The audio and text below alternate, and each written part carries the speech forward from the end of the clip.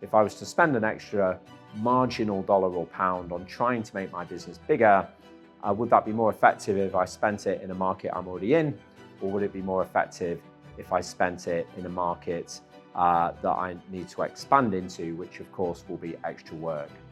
Hi, my name is Matthew Scullion.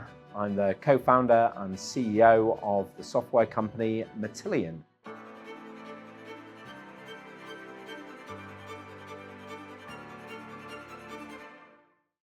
So what was my motivations for founding Matillion? I think I had this just deep desire to build a company, and I'd been talking about it for years. I'd actually been involved in a startup once before, rather embarrassingly, when I was 17 years old, and I was co-founder of a small software company then. And that company got acquired, and I ended up with proper jobs for a while. But over maybe a 10-year period, I'd talked to colleagues, bosses, friends, Mrs. Scullion, about wanting to set up a business and to build something, to create value in the world. And I think maybe in common with a lot of entrepreneurs, just to get that feeling of building something great and building something right. In my case, what the spark was, of course, was not me, but was Mrs. Scullion, my wife, who one day after I'd had a tough week in work said to me, "You've been talking about setting up a business for years. You're not happy doing what you currently do. Why don't you just do it?" And I think about that a lot now when I talk to other entrepreneurs or proto-entrepreneurs. They always say, what's the secret to building a business? And I always say, well, there's two things. First, there's start, and then there's don't stop. And starting, for many of us, is the hardest thing, because there's so many reasons why leaping out of the safety and comfort of our day-to-day jobs is scary, and it puts us off taking the plunge to try and build something. And that's my reflections, really. The two biggest tricks to business building are, first of all, start, and then secondly, don't stop.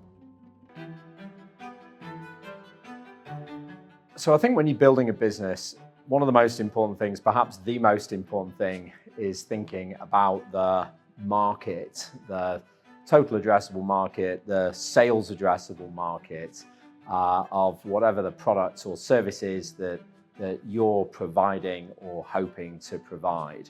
You really can only arbitrage growth with two levers. The number of people that want to buy whatever it is you're selling, the market, and then there's your execution in going after that market. And it's worth dwelling on this point because so many people don't think about this sufficiently when they are ideating or initially setting up their business. And I suppose that's natural, because what we want to do is what we're passionate about. There just might not necessarily be lots of people in the world that want to buy that thing that we're passionate about. Now, we're a software company, so we use software terminology, and a very important phrase that we think about all the time is something called product market fit. I think it's a software industry term, but to be honest, it's applicable in any business and any entrepreneurial endeavor. Product market fit is, are you solving a problem that customers are willing to pay to have solved? And it's not binary, by the way.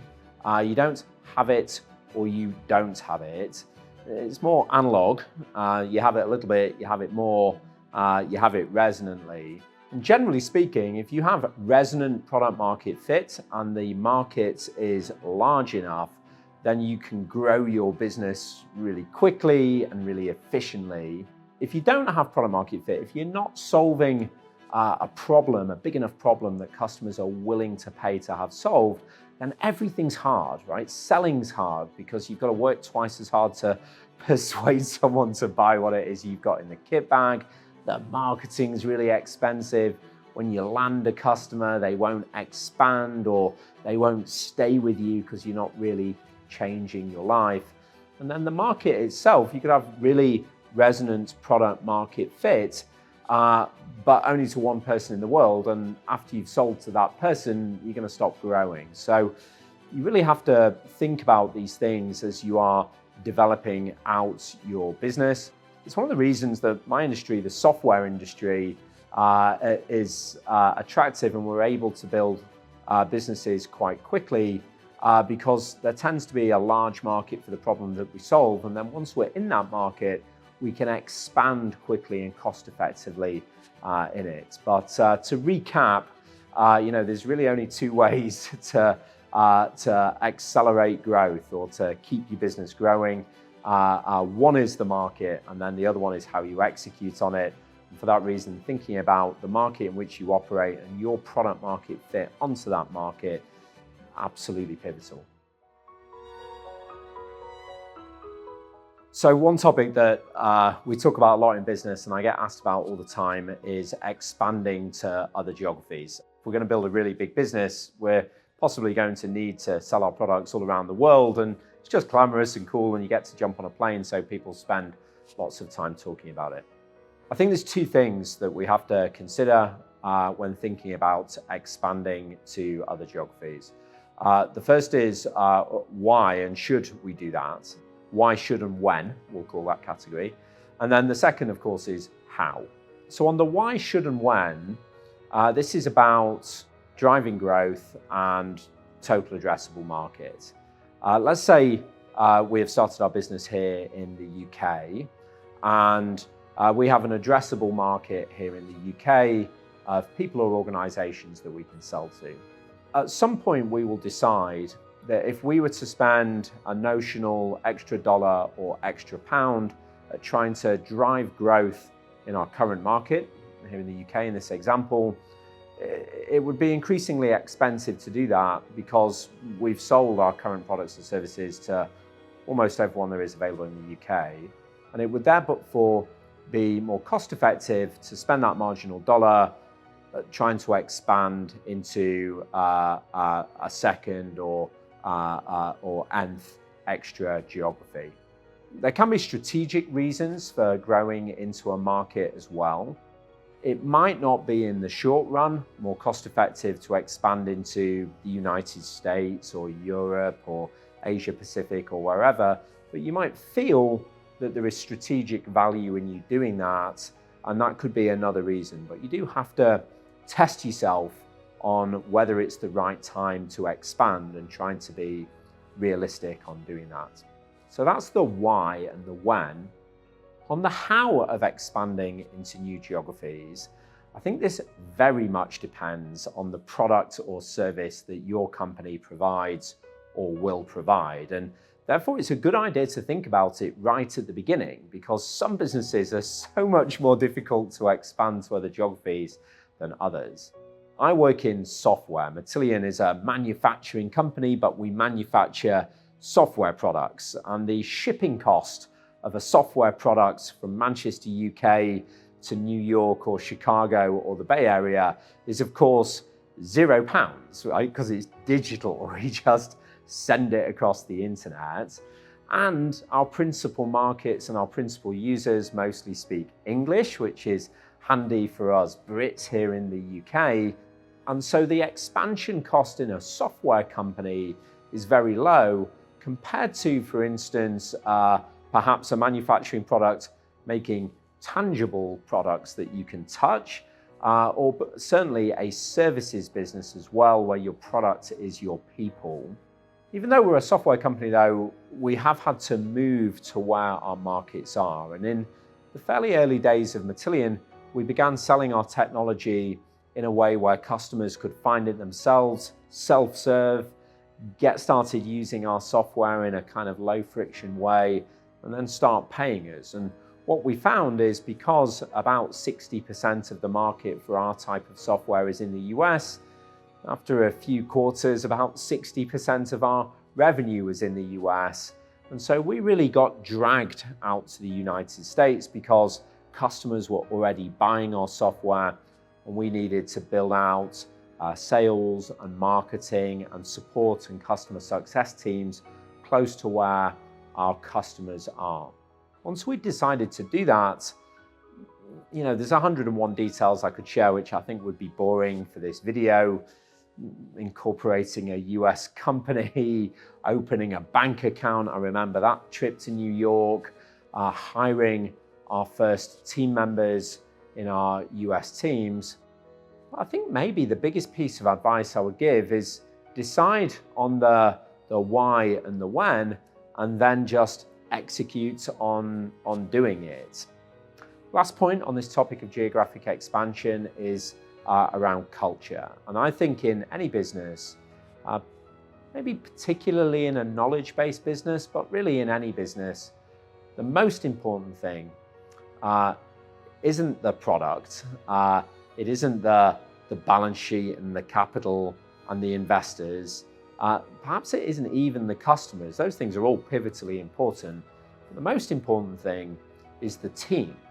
The collection of individuals who work together to achieve the goals that your business is pursuing, and to together make that small dent in the universe that you're trying to make. And that team will have a culture, ideally underpinned by some values that you define as you start and scale your company. And in my opinion, it's really important that the culture that makes you successful initially in your first market, maybe that's here in the UK, is exported and protected and pervades across other geographies that you build into. So I remember as we opened our first office in the US for Matillion, which happened to be in New York, I didn't know a better way of exporting that culture than doing it myself. And so I spent a huge amount of time out in our New York office, and I think my friends and family back home thought I was having glamorous meetings on Wall Street, but actually I was just working in our little tiny office there with our first few Matillioners on the ground in New York, trying to enable them, inspire them to work within the culture and values that we'd successfully built in the UK. And I'm really glad I did that, because that culture and those values have persisted ever since. And today we have several hundred employees in the US, all working towards that same shared goal in that culture that we hold so precious. So are there any gotchas with international expansion? Sure, there is a long list of gotchas in all activities of entrepreneurial business building, all of which will catch all of us out all the time, and that's certainly true for international expansion. That doesn't mean it's in any way impossible, but there's plenty of lessons to learn, which is all part of the fun, I suppose. Thinking back to our experience, maybe one of the biggest ones that I tried to think about at the time, and I'm glad I did, is where you put the balance of focus. So let's say we're building a business here in the UK. We may have been thinking about doing that for years, lying in bed late at night, designing that business in our head, on our lunch breaks in our day job. And then at some point we start to execute in it. And at that point we start working, 80 hours plus a week, doing nothing but trying to make this entrepreneurial endeavor come to life. And we do that here in our domestic market, and then we think about international expansion. And so the risk is that we then think about the international expansion piece in some way in not quite as concentrated manner as we did for our domestic market, even though the domestic market is up and running and the international expansion piece is new. That's something I see quite a lot. People are thriving here in the UK, say, let's go to the US, and they hire a couple of team members and kind of hope it'll work.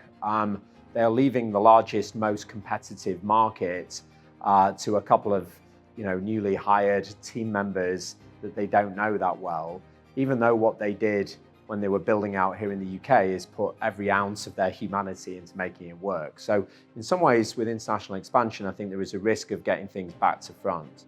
What we tried to do when we were expanding into the US was say, well, okay, we're already set up in the UK, so we'll put every ounce of our humanity into expanding out into the US. And then another gotcha I'd perhaps think about is, should you expand internationally, and when? Expanding the business, you can do it in different ways. So you can expand the envelope, the addressable market of who your product or service appeals to. And if you do that in a given geography, you'll be able to sell to more people, and that expands your market. You could make extra products or services that you can upsell, cross-sell, or expand to your existing customers. And if you do that, each customer can spend more money and you can expand your business that way. Or you can sell into a new geography. Those are three vectors by which you can expand your business, and they each have different costs, different timescales associated with them, different expertise that you'll have to learn and build and or hire into your business. And so really considering in a disciplined way, which is the right way of expanding your revenue today versus tomorrow, that's a key thing to think about. And if you don't, can become a gotcha. And I dwell on this point because international expansion, I think, has understandably a cachet and a glamour to it, right up until the point you start to do it, by the way, because you realize it just creates a lot more work. And it can be the right thing to do. And if you want to build a genuinely very large business, it's almost certain that you are going to have to do it. But thinking about the timing of should we do this and when, really important. And if you don't do that, that too can become a gotcha. When thinking about strategies for hiring and managing international teams, for me, the watchword here would be you can never be too thorough. I've done it myself. I've seen it done 100 times. People want to expand into another geography. They do a quick recruitment process, hire the person out there in this new country that they want to go to, and it doesn't work out. I think particularly with early team members and or senior team members in a new geography, you just have to be unbelievably thorough on the hiring process. And for context there, I would probably interview someone 12 to 14 times in my business, half of those being with me directly, half of them with colleagues in the business or other advisors I use in my hiring loop to try and inform me. Try and do that quickly and in a fun way for the candidates, but you can just never be too thorough because you're entrusting early team members in a new geography not only to be the pioneers of your business in that geo, but also to be the kind of first chemical in the reaction of building out your culture a long way away from wherever you started the business. So with hiring, you can never be too thorough. Once you've got people on board, two things spring to mind as kind of practical advice, again, that's served me well. The one is you've got to really invest in the people. You've got to work hard to make them successful. That means talking to them a lot, supporting them a lot, possibly spending a lot of time with them, which actually means you going out to that geography, even though you've just hired someone to do that for you. And I think the other thing when you are starting in a new geography is to ensure you export your culture. Your business will have been built on some sort of culture that you've either designed or just created through osmosis from you and your founding team. And you'll want that culture to hop across whatever body of water separates your current geography from the new one you're going to. You can export it to some extent with process. You can document your values. You can build onboarding processes. You can build ceremonies in your business to get people together and keep people informed. In the early days, when your business is small, I don't think there's much of a better way of just being out there yourself. So as I was building out my business in the United States, for instance, I spent a lot of time in the US just doing my day job, but being there in order to kind of personally and manually export that culture. And by the way, I still do. I spend at least 1 week in 3 in the United States, even though I live in the UK and still today, more than half of my team members are based here in the UK and around Manchester. Tips, tricks, resources to help with international expansion. Top of that list, I would think about who can you ask, who can you learn from to figure out how to expand into a new geography. I think as a first-time CEO like I am, it's always incumbent on us to be learning at an accelerated rate, slightly ahead of the needs of the business. And one of the best ways of getting and doing that learning is just to ask other people that have done things before. And this applies to all aspects of business building, but certainly international expansion as well. So as we, in our case, moved into the US for the first time, I tried to make it my business, tried to get energetic about just tapping up anybody that I thought that might have done this before and might be able to give me tips, tricks, and expertise. Beyond that, a couple of things I can maybe think about. One is you're going to have to find some talent out there, and the people you need to hire are going to be different depending on the needs of your business.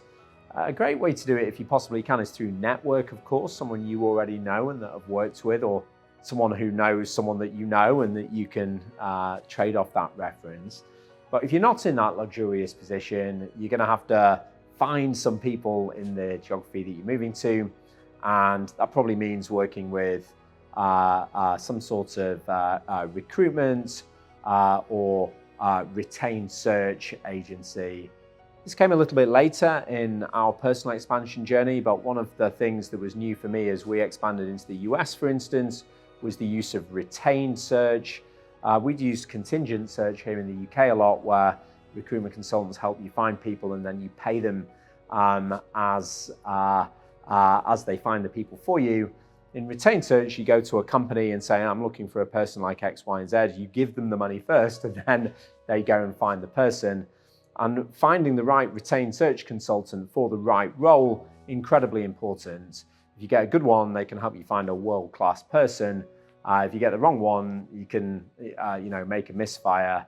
And almost all of the problems that we all have in business ultimately come down to people and not having the right people in the right seats at the right time. And then there are kind of practical and logistical things that can help you as well. The UK government provides services to help with international expansion on the procs and docs side of it, but they can also be helpful with connecting you to customers and ecosystem members, and even to some extent building early brand in new geographies. So I'd suggest checking that out. Finally, I'd think about how you draft into a new market. One way, a common way, perhaps for you a necessary way, is you just go and you just make it happen. Your company, your team, and you. And that's often necessary. And as I've tried to characterize making it sound, it's also the hardest. But you can also cheat. So you could find a route to market that's already established in a new geography and then piggyback off it. Maybe there is a reseller of products similar to the product or service that you deliver, and you can get that reseller to take you into a new geography. In our case, as a software company, we were able to sell on top of technology platforms that were already hugely popular all over the world, therefore including in the United States. Think Apple App Store. If you put your app on the App Store, it's just as easy for someone to buy it in the US or in Asia Pacific or in Europe as it is here in the UK. And so that vector for you to draft off can really accelerate the pace at which you can build out internationally, can reduce the risk, and maybe most crucially, can change the maths of that marginal dollar equation where is it the right decision to spend my marginal dollar on expanding into a new geography? If I have to brute force it out myself, maybe or maybe not. If I can draft off someone else and it's more cost effective, just changes that maths. So those are some practical tips and tricks I can think of that may be helpful with international expansion.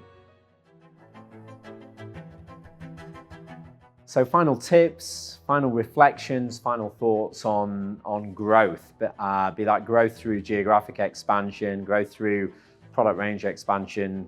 I think the first thing to think about is how much growth do we want? In my opinion, there's nothing wrong with having a small or a medium size or a large or an absolutely enormous business. All of those things create value and have endeavor, but thinking about it is important. And another thing I think about from time to time is the concept of leverage. And this might just be me, but I like to think we have a limited time on planet Earth and think about what we're going to do with that time. If what you want to do is genuinely make a dent in the universe, punch a hole in the fabric of space-time itself, then you're going to need scale to do that. To get scale, you're going to need growth. Something small and perfect and beautiful is great and has value, and I absolutely don't discourage it, but it's just not going to make a great big dent in the universe. And if that's what you want to do, then you're going to need scale. So I think that's really important to think about, because that then immediately makes you think about the fundamentals of growth. You can only drive growth in two ways. You can have the market, and you can execute on that market. And so you've just got to really think about how many people in the world could potentially buy the product or the technology or the service that our company delivers or is going to deliver. And then how good is our product market fit? How big is that pain for the customer, and how willing are they to pay for us to solve it for them? It just drives you to think about those two concepts front and center of everything you do.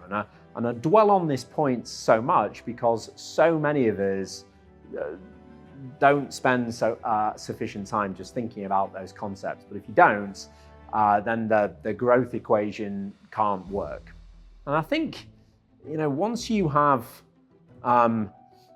figured out a way to have sufficient market, and you've thought about and then begun to deliver upon the concept of product market fit into that product, and it's all about execution. And are there any tips on tricks on that? Yeah, there's about 100 million tips on that. But if I was to distill them all down, it goes back to that comment I made earlier. It's start and it's don't stop. And it's maniacally and relentlessly go after that market and refine your product market fit in it. And if you do those two things, if you do the execution, then you will grow. And finally, to repeat, if you're a first-time entrepreneur CEO like me, you're going to need to learn how to do all of that, those fundamental principles and those hundreds of thousands of little things that we need to learn. And so that means it's a necessity and our duty to learn at an accelerated rate as our business grows. And thankfully, that's really great fun.